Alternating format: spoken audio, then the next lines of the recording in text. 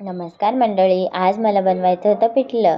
तर त्यासाठी मी साहित्य घेतलं आहे 4-5 हिरव्या मिरच्या, थोडीशी कोथिंबीर, 2 कांदे, थोडासा कढीपत्ता आणि लसूण, हळद, जिरं, बेसन पीठ.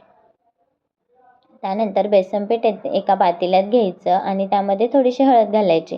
पाणी टाकून मस्त पातळसर असं करायचं, कारण मला पातळच पिठलं बनवायचं होतं.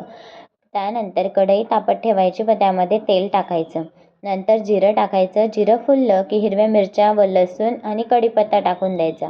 नंतर कांदाही टाकायचा आणि मस्त कांदा लाल होईपर्यंत परतून घ्यायचा. कांदा लाल झाला की त्यामध्ये अजून थोडीशी हळद घालायची आणि आपण जे बॅटर बनवलेलं आहे ते टाकून द्यायचं. मस्त हलवायचं आणि पाणी हवं असेल तर पाणी टाकायचं. चवीपुरतं मीठ टाकायचं आणि पिठलं मस्त शिजू द्यायचं. वरतून हिरवीगार कोथिंबीर टाकायची. पिठलं रेडी. थँक्यू.